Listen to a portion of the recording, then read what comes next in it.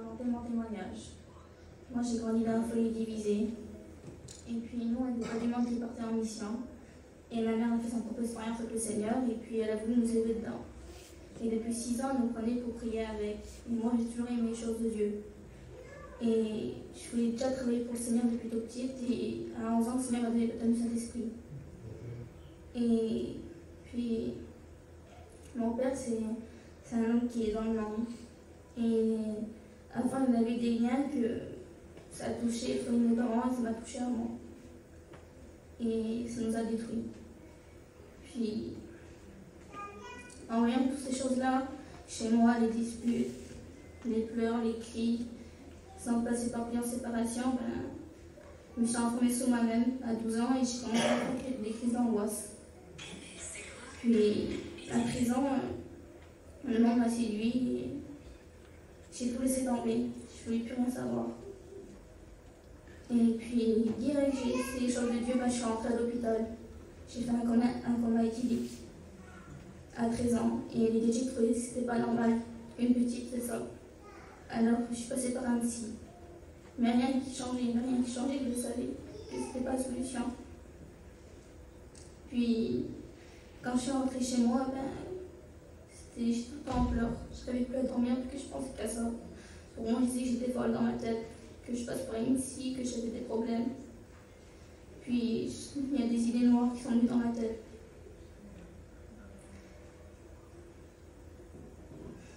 Puis, j'étais sur mon téléphone, j'étais en train de cliquer sur mon téléphone, puis je suis tombée sur une musique. Et cette musique, ça s'appelait Ma dernière tentative. Et puis quand j'ai écouté cette musique, je l'ai pris sur mon téléphone et je faisais que de l'écouter, Et cette musique disait qu'il fallait prendre une lame et s'ouvrir les bras. Puis je l'ai fait. Et après, c'est mis une addiction. J'avais 13 ans. Je dormais plus de nuit.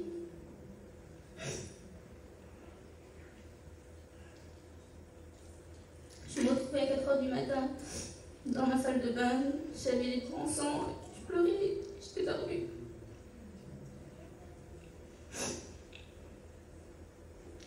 Puis, un jour, j'ai resté paralysée dans le lit parce que je prenais des cachets. Je voulais en finir. Je ne voulais plus supporter ça. Je voulais plus être chez moi, de voir tout ce qui se passait chez moi. Je ne voulais plus voir. Puis, j'ai commencé à prendre des cachets. Puis, un soir, je suis restée paralysée dans le lit.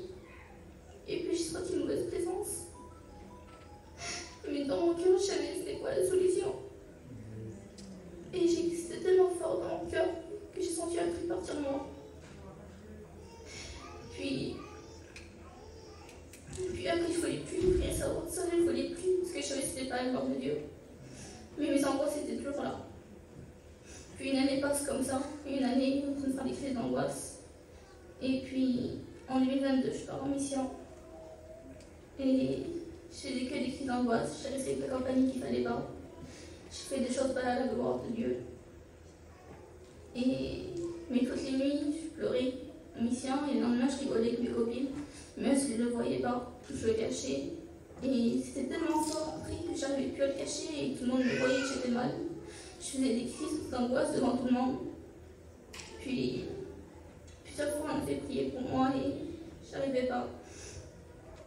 Et toute la mission, je n'ai pas été une seule réunion. Et puis, une semaine avant que ça se finisse, dans mon cœur, je ressentais d'y aller. Et puis, je suis rentrée. Quand je suis rentrée, j'ai senti une paix dans moi. Tous les cantiques, tout ça me faisait du bien, il faut savoir. Puis il y a une femme qui a témoigné du suicide et de la dépression. Et elle a parlé, je me suis vue à travers elle. Et puis quand je suis sortie de la réunion, je ne dormais pas des nuits, je pensais à cette femme. Et j'ai tout simplement dit ça au Seigneur, Seigneur, je dis, si tu peux le faire pour elle, Seigneur, si tu peux le faire pour moi. J'avais honte de revenir à Dieu parce que je me voyais trop sale de ce que j'avais fait. Puis j'ai demandé au Seigneur que cette femme vienne me parler. Et puis pendant une semaine, j'ai continué les réunions, j'ai fait des efforts, je travaillais pour le Seigneur. Et puis le lendemain que ça finit, le culte, l'émission c'était fini.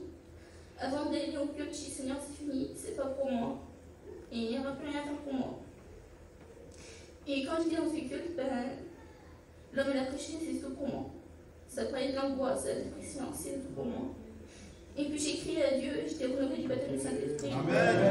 Le Seigneur m'a délivré de mes angoisses.